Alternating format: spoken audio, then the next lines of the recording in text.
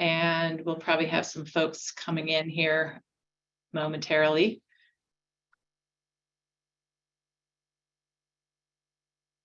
Yeah, we have a few folks joining us. Welcome, everybody. We'll get started in just a moment here. We have a few folks jumping on.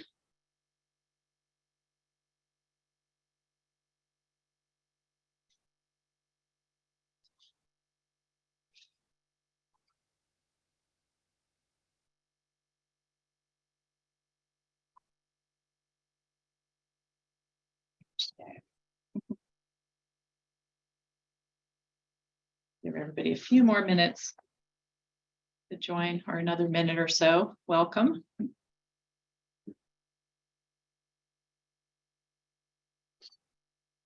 Whoops.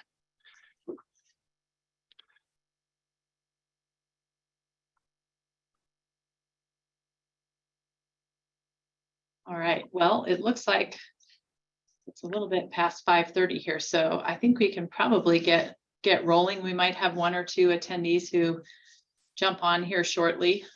We'll start with some introductions. Michael, go ahead. Oh, good evening. I'm Michael Whitley. I'm a senior planner with Larimer County Planning. And hi, everybody. I'm Leslie Ellis. I'm the Community Development Director at Larimer County. Welcome this evening to our discussion about retail marijuana licensing for Larimer County. So we are working on a project right now just to get feedback from the public about whether the county should change its regulations at all and expand access to licenses or restrict access to license or make other smaller changes in our retail marijuana licensing. And so we'll go through some of the topics that are part of our current regulations. Michael will explain what they currently do and what some of the options might be. You can find copies of our current regulations at the link here, and hopefully you've had a chance to go on the webpage and take some of the fill in some of the questions and give us some feedback. When we looked yesterday, we had feedback from a few people, so that's helpful. Michael, if you can go to the next slide too. I think we're looking for that feedback to gauge if we should make some changes. We have been working on this for a couple months. In the spring, the county put a temporary halt on issuing new licenses, as you can see here on the slide, so that we could engage folks and do some amendments if we need to. And this will probably go on for a couple of months, depending on whether there's interest in doing more in the standards or basically just leaving them as they are, or maybe adjusting a few smaller pieces like how we issue licenses or something. We'll just make those changes. So your feedback tonight will be helpful in gauging what level of effort this project might be for the county, and then we'll take that back to the county commissioners and have some further discussion about what the scope of this project might look like.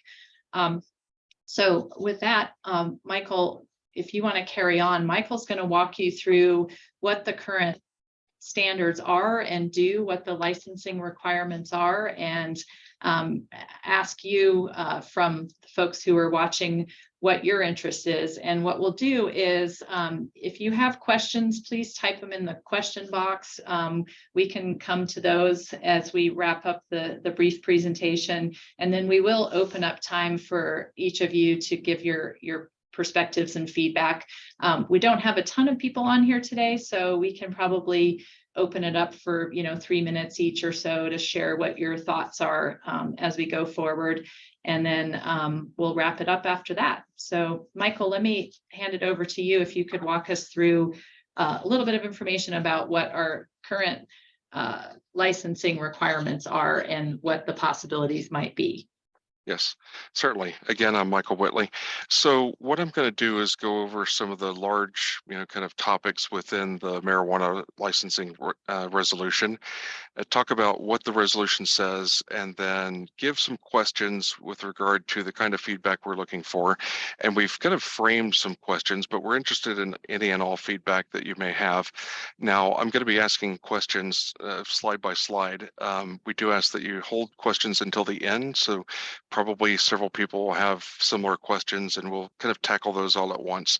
But I'll ask the questions just to kind of remind kind of the framework within which we're seeking input. And again, Any and all comments are welcome. So we're going to start out with a number of licenses. So our resolution identifies 4 classes of licenses, and this is based on state regulations also. So first is a retail marijuana store. Next, a retail marijuana cultivation facility, retail marijuana products manufacturing facility, and a retail marijuana testing facility. So those are the 4 classes of licenses, and within the resolution, we limit the number of licenses available to 2 in each class. So there are 2 store licenses, 2 cultivation facility licenses, 2 products manufacturing licenses, and 2 testing facility licenses. And what we're kind of gauging feedback on is this the right number of licenses? Is this too restrictive? Is this too permissive? Or do you have any other comments on that particular aspect? We don't really have much leeway in terms of classifications because, again, they're based on state regulations and state classifications, but the number of licenses is adopted at the discretion of the governing body for each jurisdiction. So Board of County Commissioners at this point has identified 2 for each class. Next, where are retail marijuana businesses allowed and which zoning districts?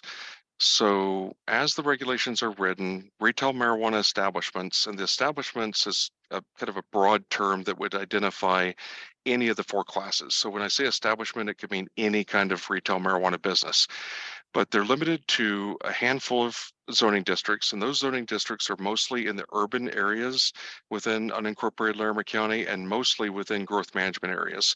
The growth management area is an area identified around certain cities and towns that is where that city and town will ultimately long-term annex and have under their jurisdiction. So all of our classes of retail marijuana stores are allowed in one of our high-intensity commercial zoning districts and one of our low-intensity industrial zoning districts. So you can do any of those uses in those zoning districts subject to licensing and subject to the cap.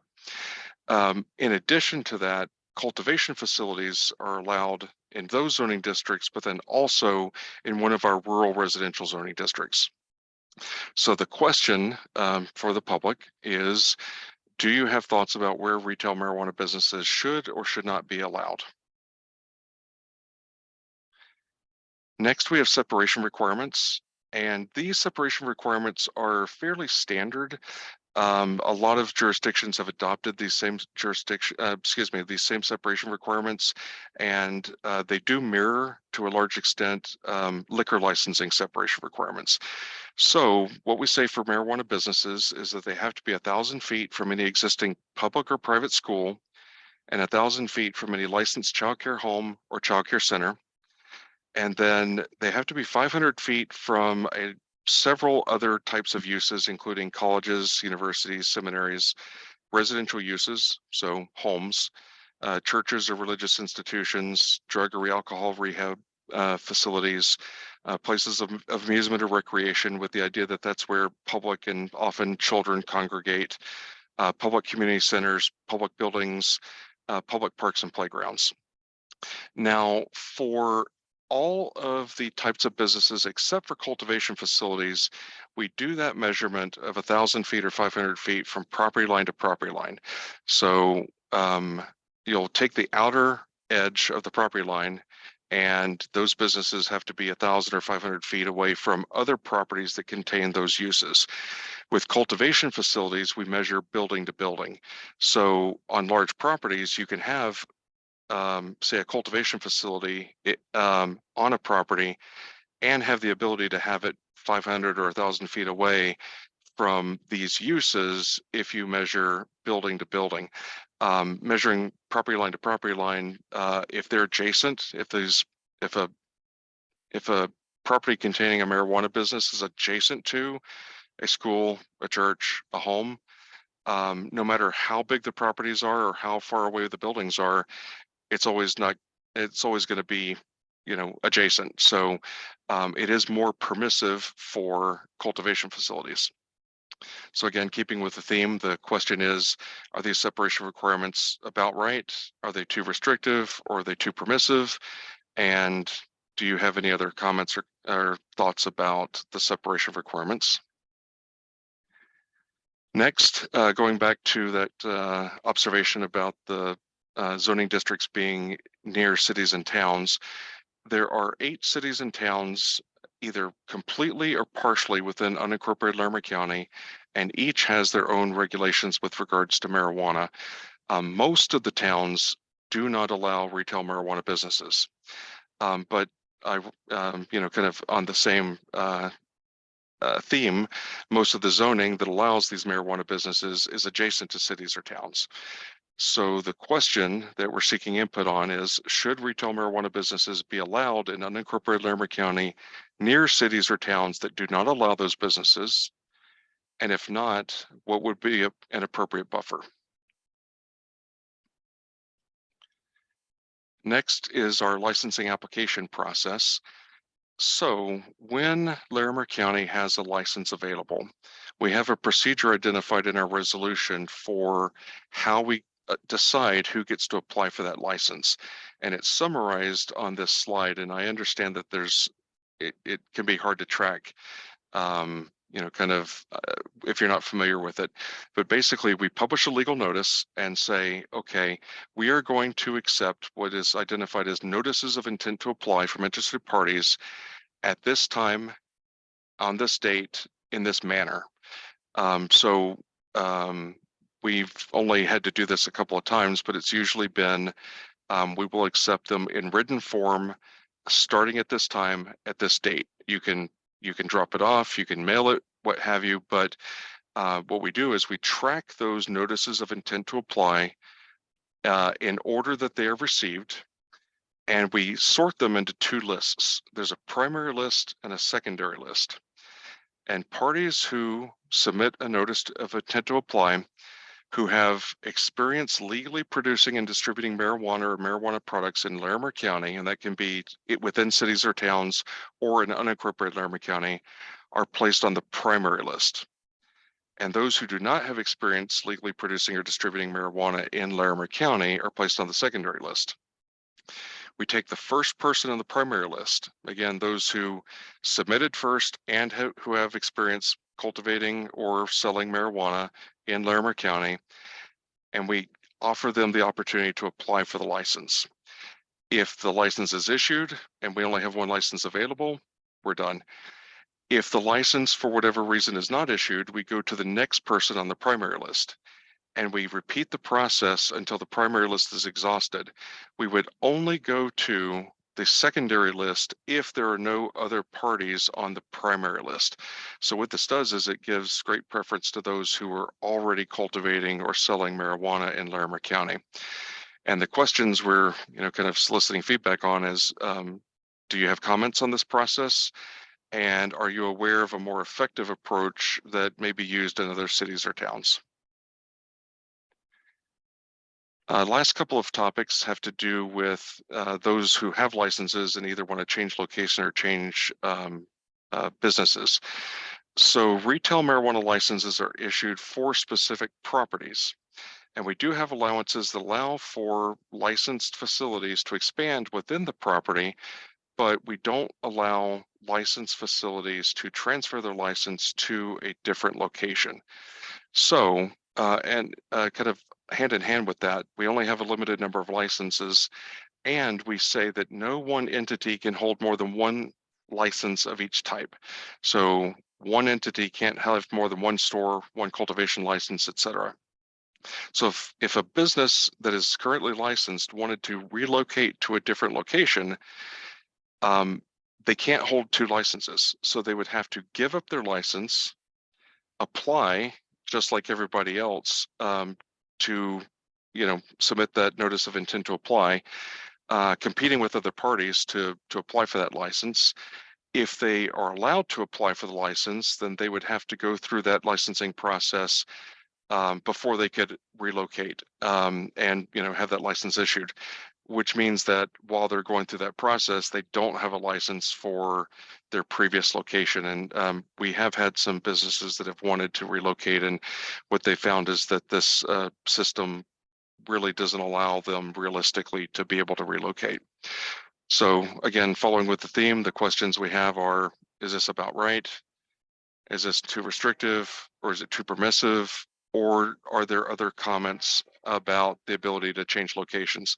And I don't know if anyone can hear this, but I've got a train coming by. So I'm going to pause for just a couple of seconds while the loudest of the horns is blown. Okay, that was fairly fast. Good.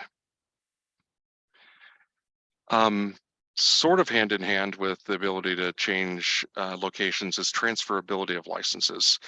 So retail marijuana licenses are issued to specific entities. So when it's issued, it is issued to a person or business, and that entity can be a corporation. That corporation can have a change to members or ownership of the corporation, but the corporation can't change. And when there's a change of membership or change of ownership, that does have to be approved by the Board of County Commissioners. The license cannot be transferred to a different entity. So the questions again, is this sound about right? Is this too restrictive, or is this too permissive? And do you have any other comments or questions about transferability? Now, that is a pretty quick summary of kind of the big picture items that we're seeking input on. We've got a summary slide here, but I think this is at the point. I'll turn it back over to Leslie to talk about input. Right. Thank you, Michael. So for those of you who are participating, now is a great time if you have probably more comments than questions. If you have questions, again, maybe type them in. But I will, if you'd like to raise your hand using the raise hand function, we can call on you and give each of you about 3 minutes to share your thoughts on these questions or anything else related to our retail marijuana licensing process and procedures. So if you're interested in making a comment, please do raise your hand, and what we'll do is invite you into unmute your microphone and share your thoughts with us, and we'll take some notes. I'll remind everybody too that we do have a comment form that follows this format pretty closely on the project webpage, and it is open through the end of the month. So share it with anybody who might be interested in this topic, and share your comments with us through the end of the month too, so that we can then take that information and go share it back with the commissioners and figure out our next steps. So I do see one person here who's interested in making comments. I'll try not to mispronounce everybody's name too much, but Clifton Finley. And Clifton, you can go ahead and unmute your microphone, and I will start a timer just to keep us on track. But we'll let you finish your thought when you get 3 minutes, and then I'll go through the list. And it looks like after Clifton will be Colin Mudd. So welcome, Clifton. Can you hear me? Yes. Perfect. So yeah, my name's Clifton Finley. I've actually been in the marijuana industry here in Colorado for the last 12 years. I've worked with Kind Bill, who's a Creative Live resident, also Phil Haig, who's overseeing Acreage Holdings, who has, they basically have the largest cultivation licenses and infrastructure in the United States. And, I've been a very big advocate in this space. I guess my title would be Director of Cultivation and Extraction and Business Development. And so I've seen, before prereq and regulations, just kind of the wild, wild west. I saw the infrastructure really developing within the next 3 to 4 years after they allowed medical marijuana. And I saw that, things really started to be critiqued. People were being held to certain standards. My also background is working with Charlotte's Web as their manager for finished products and also extraction. And so my perception is that we should stay in the lines of that GMP regulations, dietary supplements. It's already calculated through the United States and in other countries as well. Some of the issues I see with the maximum amount of licenses, I feel that it's going to be connected to specific areas. And I see Larimer County as a county that has a very diverse amount of people. I come from a rural area in Sheridan, Wyoming. It's definitely a different type of culture and things like that. So I feel in order for a county to be sustainable with taxes, being fair in that licensing, that there need to be, you know, a higher amount of licenses available. I do like the fact that you guys aren't thinking about doing any of the lottos. That doesn't make sense to me. But the other issue I had and I saw is that, you know, basically the first tier of the people that already had licenses would basically trump everyone over. And that to me kind of seems that the people that have already established themselves in this area would be most likely having these licenses. But in my situation, I'm actually working with a landowner. His name is Zach Lance. He actually owns Illuminated Extracts in Fort Collins, and I'm pretty sure he's going to speak as well.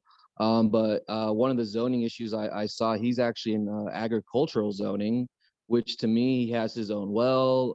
I don't know if you guys know too much about runoff or any of the nutrients that are in when you're feeding your plants. A lot of that stuff does go into our water system. You know, so being able to have an agricultural zoning areas, you know, wouldn't allow any kind of contamination. It's away from an area where, you know, it wouldn't be harmful as far as pollutants, air pollution, things like that.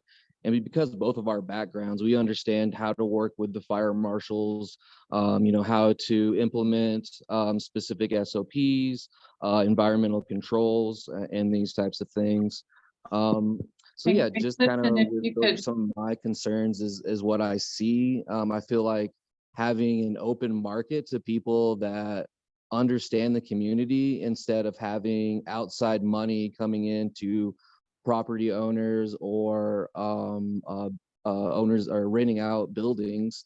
You know, it's basically they're coming in, you know, spending the money, getting the capital, but really they don't care about the community. They care about, you know, how much money they can make. A lot of these, wrap up here your thought, and if we have some time at the end, we'll come back to you. We've got at least one other person who's got some comments too. Absolutely. So yeah, just my last thought is that, you know, I really feel like allowing you know, understanding licensings and things like that, you know, that as far as the community is concerned, that they would, you know, have more value in that than allowing other companies that have already been established. I feel like the community in itself would be more prosperous. So that's all I have to say.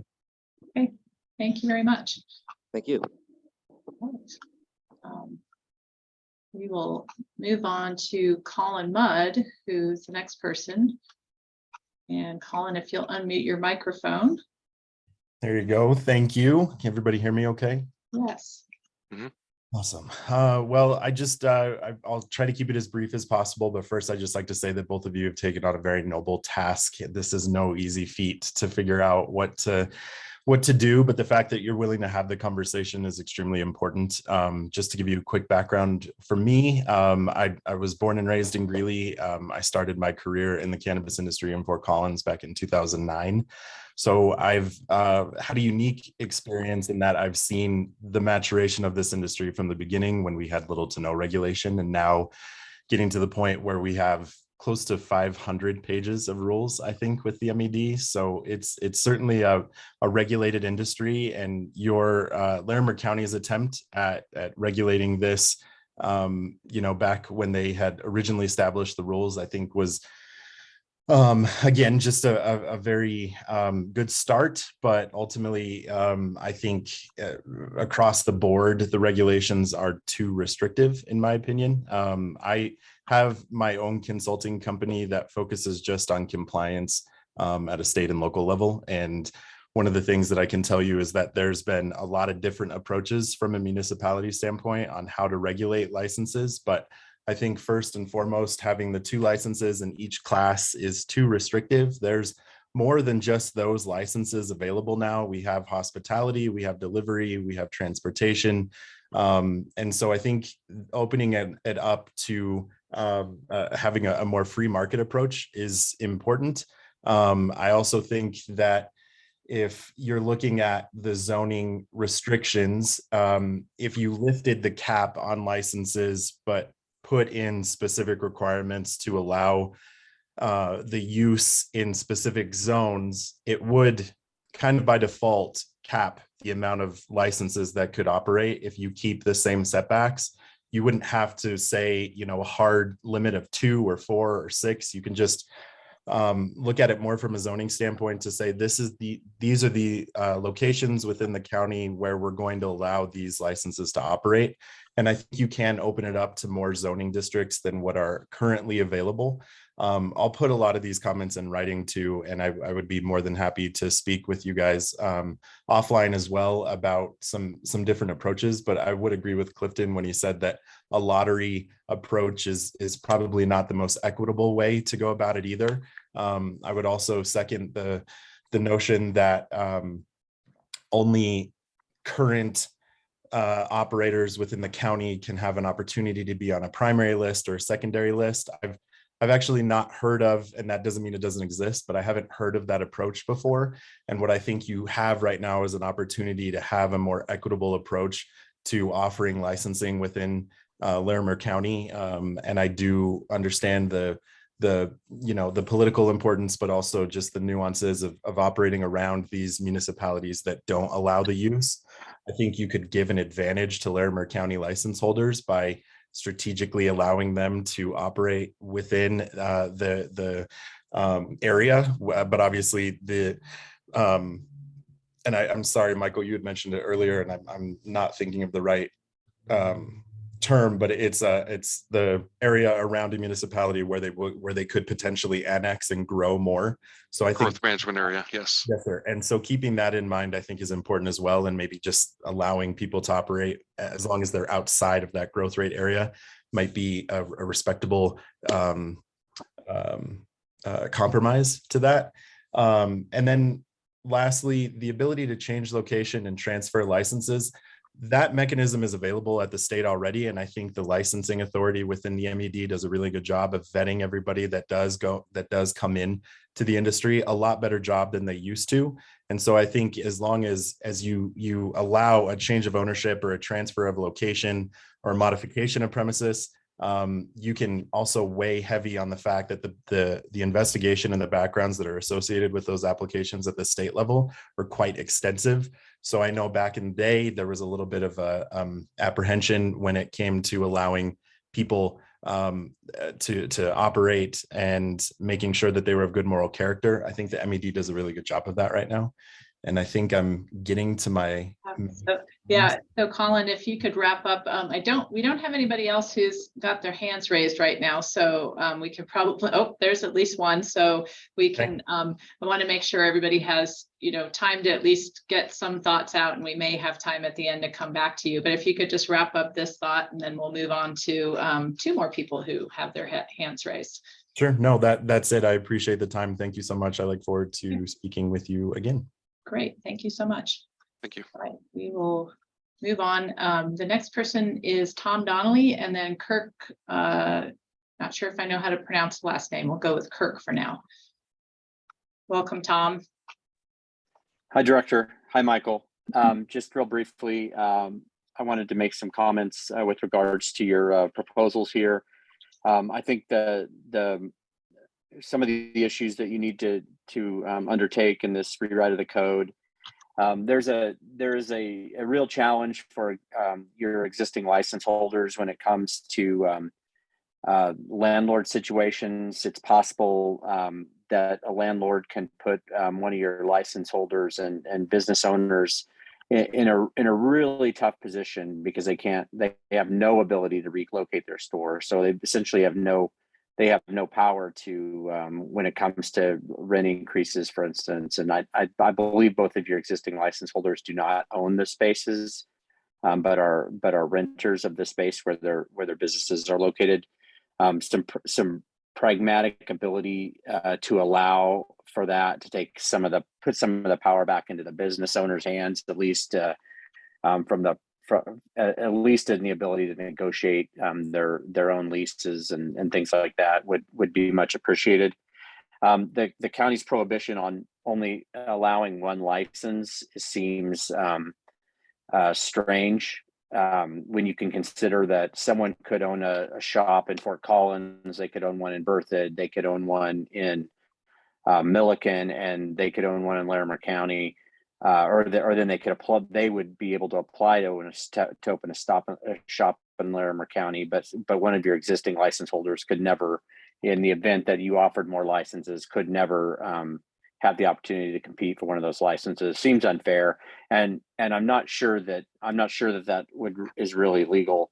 But I'd like for you to evaluate that in your code. I do believe that the existing setbacks and the zoning restrictions that you have implemented have worked effectively. You haven't had any problems with marijuana in the time that it's been allowed in the county, and I think that speaks to the fact that your zoning, both your zoning regulations and your setback and separation requirements have worked effectively.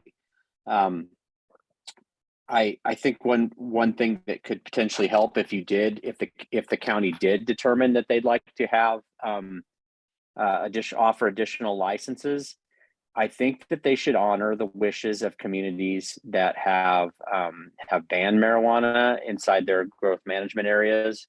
But also perhaps they need to be focused on communities that have allowed marijuana. The county's licensure structure predated even Fort Collins, right? And so now, for instance, like a community like Berthoud that allows marijuana sales, they probably would not be happy if the county allowed, a business to establish itself right on the outskirts of town that could take sales tax revenue away from that town. So I think that's probably. I mean, I think the fact is that you're going to have to work practically with communities that have allowed it and with communities that have voted to ban it, so that you're not undermining the will of those folks too. One interesting third area would be communities that do not have any kind of recognized growth management areas with the county. I think that means that they didn't care enough about mutual planning to do something like that. And so I think that properties that are zoned correctly in those areas outside of growth management areas should potentially be fair game.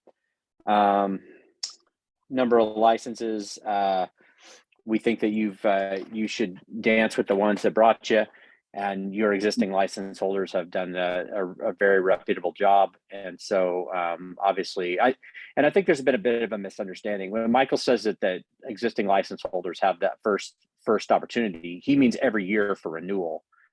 So when the shop that I'm representing every year gets to renew their license, they get the first chance to renew it. That's what that means. It doesn't mean subsequent or additional licenses that they would have the first right. Although we think that isn't necessarily a horrible idea, actually, when you have good, responsible owners to reward them with the ability to expand into additional areas in the county. I think that's about all I'd say. Yeah, thanks very much for your time. Yeah, thank you.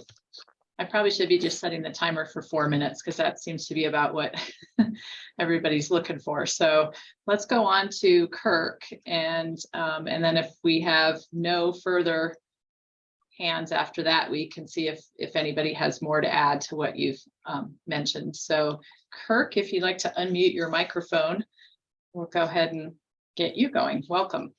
Hey, can you hear me? Yep. Awesome, great. My name's Kirk Scramstead. There's the pronunciation for you. And I ran the petition drive in Fort Collins to overturn the ban on dispensaries. So without question, I'm pro marijuana. But this is not the right time to allow additional cannabis companies to enter into the industry. Marijuana sales are down over 22% year over year for roughly a $350 million decline statewide, which equates to roughly $100 million less collected this year by the Department of Revenue. Wholesale prices have bottomed out because of oversupply, so much so that the average price for a pound has decreased roughly 75%. Fort Collins sales tax collection for September year over year is down nearly 18%, or roughly 65,000, or approximately $750,000 for the year of 2022. A lot of this tax revenue is meant for public health programs, and adding more businesses will really only exacerbate the race to the bottom by companies cutting prices to compete, which will really put more businesses out of business and reduce the availability of funds for public health. I'd really like to encourage you guys to extend this moratorium for at least another year. That's it. All right, thank you. Short Yeah, and sweet. thank you.